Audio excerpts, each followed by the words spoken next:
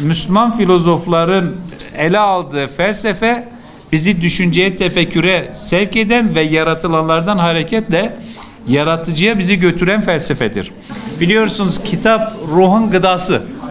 Biz okumayı aslında ikiye ayırıyoruz. Kitaptan okuma bu iş okumanın bir parçası. Bir de hayatı okuma, yaşamayı okuma. Bunu nasıl yapacağız? Düşünceyle yapacağız. Tefekkürle yapacağız. Gördüklerimiz üzerinde hayal dünyamızı geliştirerek yapacağız.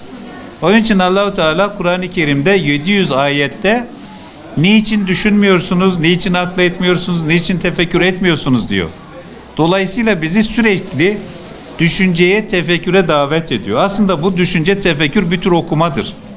Kitapları okumanın yanında hayatı okumadır. Dolayısıyla başıboş yaratılmadık. Bizi var eden bir varlık var. Bizi var ederken de bize bir şeyler kodladı aslında. Bize 2 tane yol gösterdi. Bu yolların tercihini de bize bıraktı. Kendi hayatımızı ortaya koyarken, yaşarken, geliştirirken, anlamlandırırken buna göre bir okuma yapmamız gerekiyor. Özellikle de dijital medyanın gelişmesiyle birlikte artık kitap okumaları yapmıyoruz. Akşama kadar elimizde telefon, okumalarımızı telefondan yapıyoruz. Hatta kitapları artık birileri okuyor, biz dinliyoruz. Bu güzel bir şey. Ama elimize bir kitap alıp kendi başımıza okurken hayal dünyamızda onu bir şekilde geliştirmeye çalışırken farklı bir haz alıyoruz. Siz bir roman okuduğunuzda o romanda başrol kendiniz oluyorsunuz. Ama çizgi film izlerken siz yoksunuz. Hayal bitiyor çünkü. Veya bir film izlerken hayal bitiyor. Biz hayal etmiyoruz. Var olanı biz izliyoruz. Çizgi filmlerin büyük bir kısmı ve normal filmlerin epey bir kısmı bizim bu zihin dünyamızı donuklaştırıyor. Oysa bizim donuklaşmamamız lazım. Zihnimizin sürekli canlı olması lazım.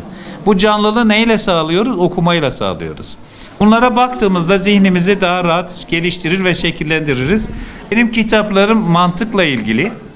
Benim alanım mantık. Mantık aslında düşünmektir arkadaşlar. Kavramları konuşuyoruz. Şimdi bu kavramların her birisinin sınırı var. Kitap fuarının 4.'sü gerçekleştirildi bu yıl. Pandemiden dolayı 2 yıl gerçekleştirememiştik. İnşallah bundan sonraki süreçte bu gelenek haline gelen süreç devam etmiş olacak. Çok canlı, çok güzel bir ortam oluştuğunu düşünüyorum. 30 civarında belki daha fazla yazarımız buradaydı. Okurlarıyla buluştular. Şehir içerisinden kitap severler, üniversitemizde dolayısıyla kitap fuarına teşrif ettiler. Bazı okullarımızdan öğrencilerimiz geldi. Çok canlı bir ortam oluştu. Yazarlarımız aynı zamanda seminerler verdiler. Bu açıdan ben bir kültür şehri olan, artık o Bingöl'ü öyle de tanımlıyorum, kültür şehrine bu kitap fuarının çok katkı sağladığını, gelen yazarlarımızın çok katkı sağladığını düşünüyorum. Bundan sonraki süreçte de bu tür faaliyetlerin devam etmesi gerektiğini düşünüyorum. Hayırlara vesile olmasını da diliyorum.